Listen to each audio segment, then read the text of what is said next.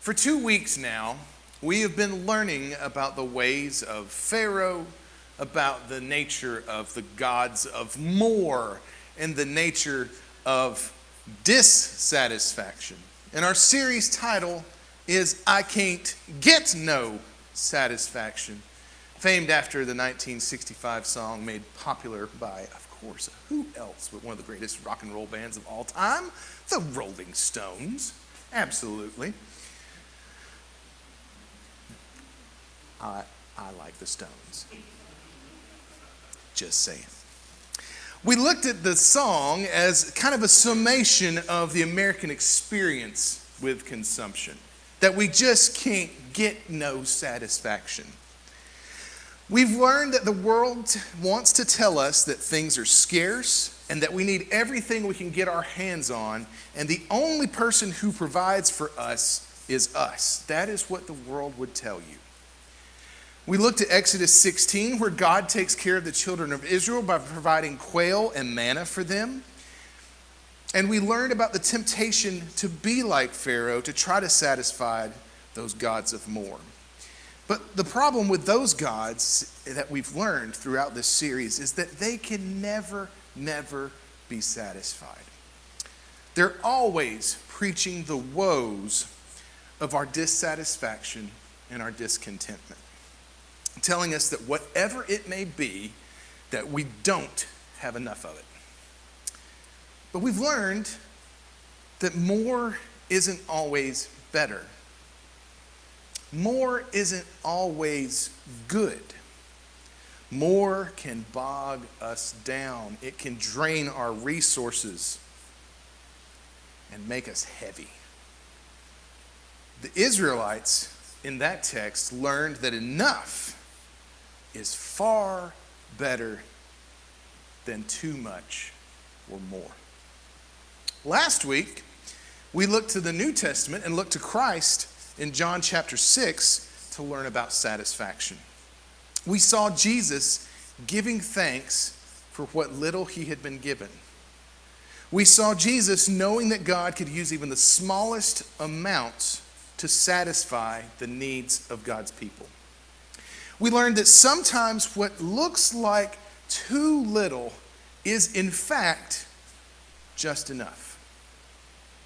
We learned to look up and to be thankful for what we have. We learned to pray thank you before we pray please. We learned to be thankful for what we have when the world would tell us that it's not enough. We also learned to give God room to be God and to do the miraculous. And today, we conclude our satisfaction series. Hopefully, you'll leave feeling satisfied. That's a joke. You can laugh. So, have you ever gone to look in your pantry, your snack drawer, whatever it might be, and you're craving something? You're like, man, I want something, but I'm not quite sure what it is, but I'm looking for it. And you go to the pantry and you look at all the various goods that you have there. If you're like me, you're like, why do I have 6 bags of chips that are open? How did we end up with 6 bags of chips? And it looks like we ate a handful out of this and this said, not what I wanted. But we look at the pantry and we grab something. We're like, ooh, this looks good. This will hold me over. So we take a bite. We're munching on it, only to kind of realize, this is not really what I wanted, and it's not quite what I was thinking. So we go back to the pantry, staring at it, trying to figure out, I want something, I'm just not sure what it is. And then we see something else. And you get it, and you're like, oh, this is it. This is the one. But you look at it and you're like, man, this is kind of an old package. And you take a bite and it's stale. Nothing worse than like a stale chip. It's just awful. So, of course, go back and finally, lo and behold, there it is, the snack you've been craving. and you take that bite, and you're finally satisfied. And you're like, oh man, this is what I needed, and this hit the spot. Have you ever had that moment? Have you ever done that? Are you guilty? I'm guilty. I do it all the time. There's nothing like feeling satisfied. It is a good feeling. Today's text is very short and very brief. We're going to turn to Matthew chapter 5, verse 6. And this is it. So, blessed are those who hunger and thirst for righteousness, for they will be filled. That word filled is also commonly rendered in various other translations, satisfied. They will be satisfied. Absolutely.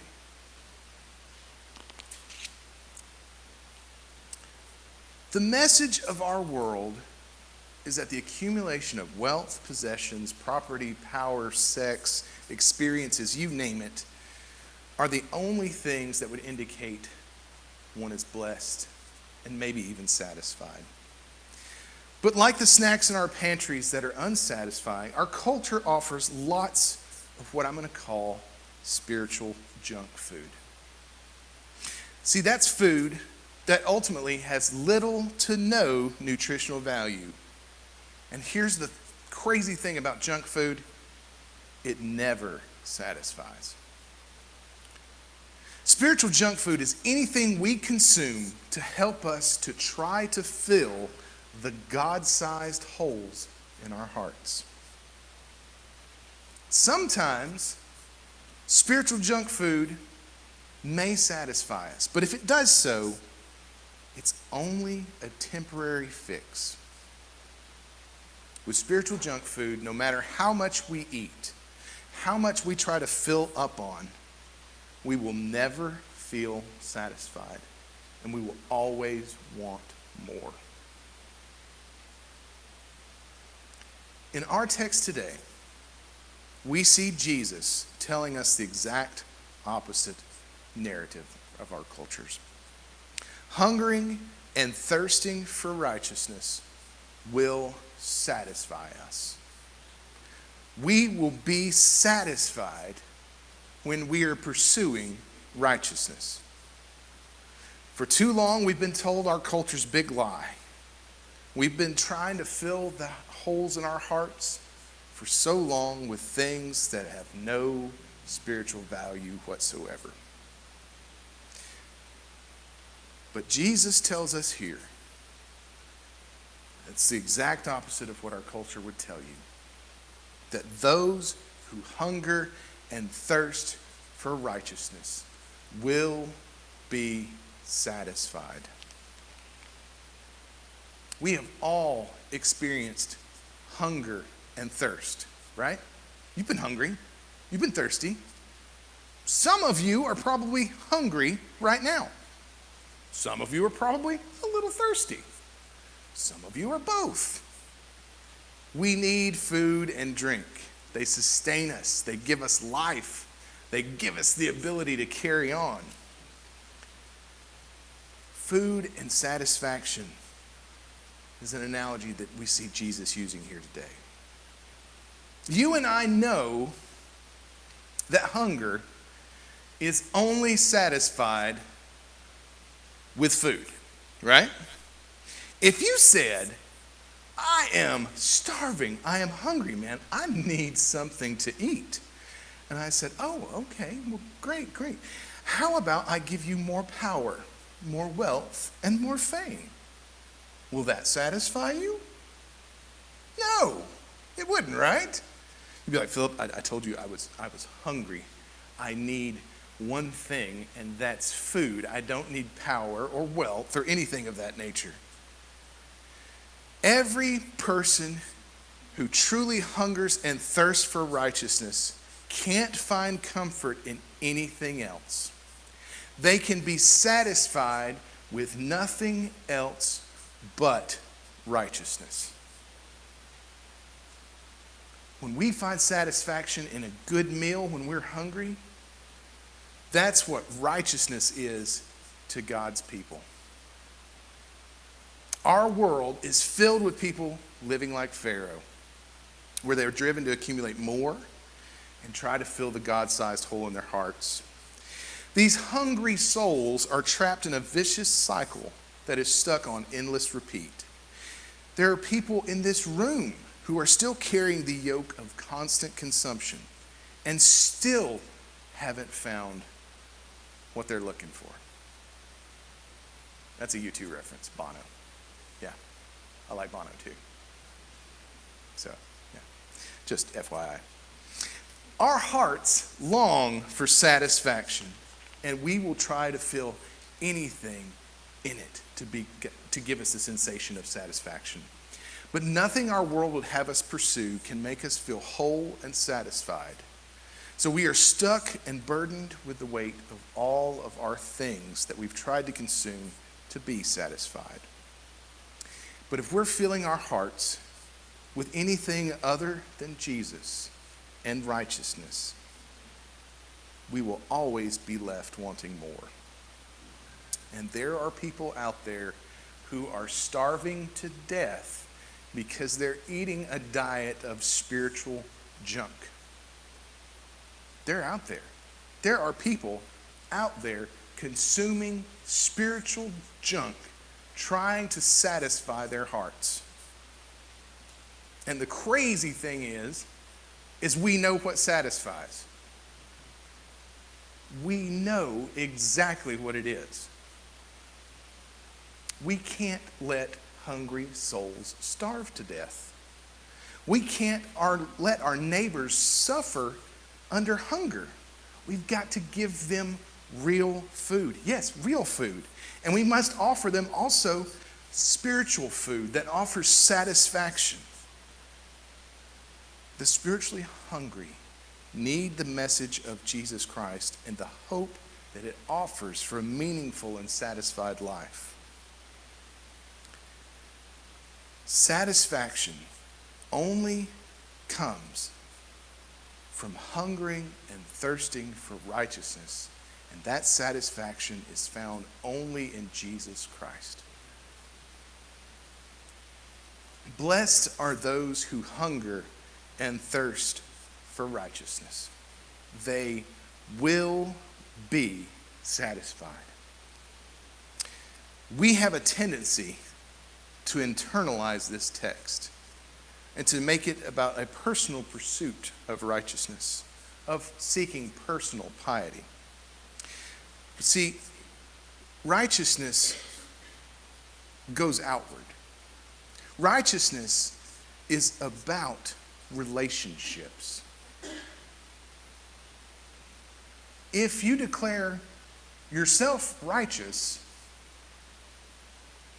that makes you self-righteous. You like self-righteous people? No, you don't. None of us do. Righteousness is about relationship. Righteousness goes out. It stretches into communities, to nations, to the world, to all of creation. God's righteousness doesn't end with God or with us, but extends to all the land. Righteousness must go out and be offered to those who haven't heard the good news that they can find satisfaction in God's righteousness, in God's righteous one. Righteousness is always about the nature of relationships. And it doesn't end with just us. It spreads, it grows, and it expands. The craving for satisfaction is a human longing that's been with us since the beginning of creation. All all human beings are seeking something. We just aren't sure exactly what that might be.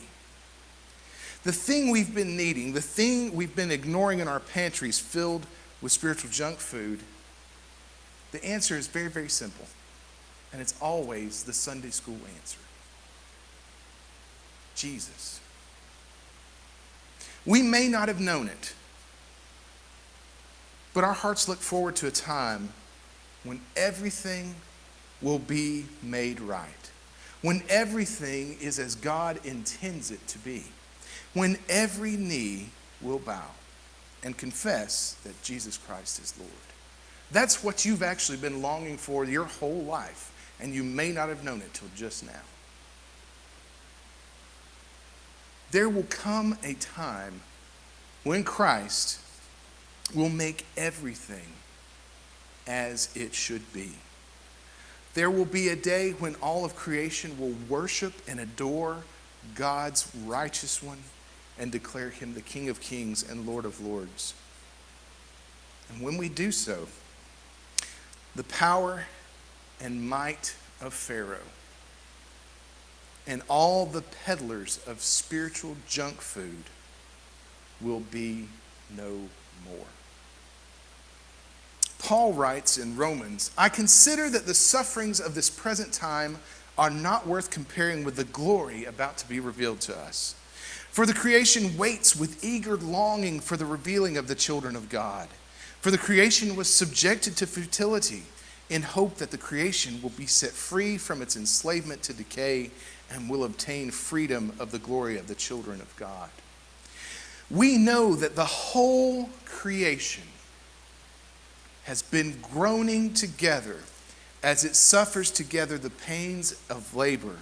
And not only the creation, but we ourselves who have the first fruits of the Spirit groan inwardly while we wait for adoption and the redemption of our bodies. All of creation groans with us because it knows that things are not as God intended. It can feel it. It aches. It longs for the moment when everything is made right.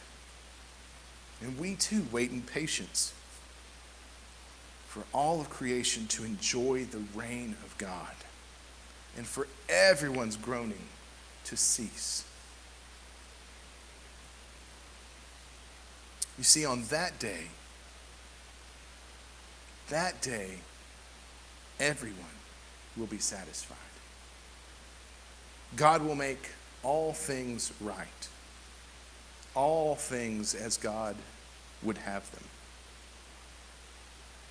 Our hearts long for that moment, for that satisfaction that we will find in the pursuit of God's righteousness and God's reign when it's finally realized. When we crave God's righteousness, we are craving the creation as God intended it to be. The craving that we try to satisfy with these things and useless desires is only satisfied by pursuit of God's kingdom. In pursuing God's kingdom, our hearts are able to slough off the pursuit of more, and we are able to pursue meaning and purpose in Christ's kingdom. For far too long, we have been trying to build a kingdom. It's not Christ's kingdom. It's a kingdom of ours that's filled with all kinds of things that bring nothing but discontentment and lots of spiritual junk food. We won't find satisfaction there in those things. We won't find peace in those things because our God never calls us to consume more and more. God calls us into a trusting relationship where God is faithful and God provides and God will bring us satisfaction. God desires a world that is righteous. In this world, there are some injustices that we all can see. I told you about some of the poverty statistics for Walker County on the opening week of our series. truly astounding numbers. When you think about families that are food insecure, it is astounding what surrounds us. Douglas Hare has an interesting thought on kind of this text. So among those who long for God to set things right are both those who themselves suffer hunger pangs and those who mourn over an inequitable distribution of goods and service that allows for millions to starve on a planet capable of providing food and clean water for all. You see, God's righteousness spreads out. God's righteousness involves enacting justice on this earth. Jesus ushers in the kingdom, and God's reign begins here and now. But it's not fully realized till there are none who hunger and thirst. Those who hunger and thirst for righteousness find satisfaction and will be satisfied when they spread God's righteousness throughout the land, feeding the hungry, bringing drink to the thirsty, and bringing the good news of satisfaction to those who desperately need it. Those who hunger and thirst for righteousness are blessed because they will be satisfied. They will be filled. There will be a day when those who hunger and thirst for righteousness will be satisfied. There will be a day when those who hunger and thirst will be satisfied.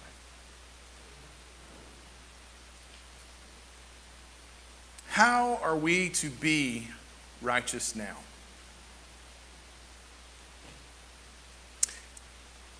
When we face a situation and we aren't certain exactly what we should do, I always like to go to one of my favorite books. That's James. James tells us, anyone who knows the right thing to do and fails to do it commits sin. Go with your gut. If your gut says, I need to do something, well then guess what? You need to do something. We are called to living righteously by doing the right thing. When we see these things happen, and you're like, man, somebody has got to do that's you. That somebody needs to take hold. No, that is you. You're the person there. You're the person with that feeling. When you know the right thing to do, oh, it's tough. It's tough. If you're worried about your actions, we're going to clarify just here. If you're concerned, man, I just don't know what to do. I feel like something needs to be done here. Ask yourself this question first. Will this harm anyone? If I do this, will someone get hurt? Okay? If the answer is no, then we can proceed on to the next question. Will it help my neighbor? Will it improve their life? Will it change the quality of their life? If you look at it, you're like, yeah, it really will. Turns out, my brother over here, his AC went out. It's the middle of summer. I've got enough money in my checking account, really too much, but I can give him some. That's really going to help him out. And he can afford to get his AC fixed, and so he doesn't have to suffer through July and August this year. And I'll have enough that I can live how I live. It's not really going to hurt me, but it'll do good to him and doesn't harm me. Last question you want to ask yourself when you're presented with a situation where you're like, man, somebody's got to do something. Will this reveal God's love? Will God's love be seen in this? By giving this away, will someone know that God is for you and not against you. Anyone who knows the right thing to do and fails to do it commits a sin. Woo, James is tough. I'm going to tell you, a lot of times you can go with your gut. You can see a situation and you know something needs to be done. But if you have your doubts, think through those questions. Will it cause anybody any harm? Will it do good for my neighbor? And will God's love be seen in it? If you can answer yes to those, proceed. That is sharing the gospel message all day long.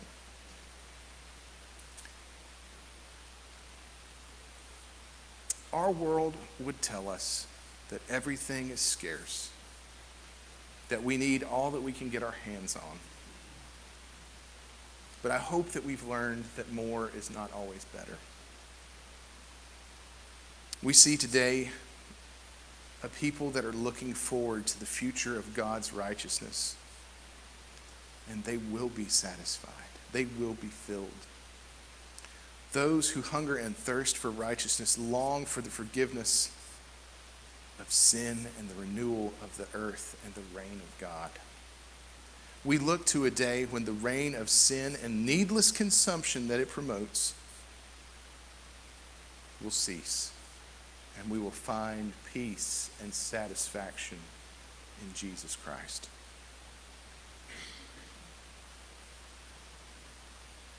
We can be a people who are satisfied, and those people who keep going to the pantry looking for something to fill up on. They've been eating spiritual junk food their whole lives. But you're blessed. You're blessed because you know what brings satisfaction. And that God-sized hole in our hearts, that thing we've been trying to fill, that thing we've been looking for, we are a blessed people who will be satisfied and can share that satisfaction with those who are trying to fill up on something that offers no value and no hope. Let's find satisfaction in spreading God's righteousness, in ministering to the hungry and to the thirsty. Let's be a people who aren't afraid to share a meal with someone, to drink with someone, to offer them hope, and to offer them something other than spiritual junk food.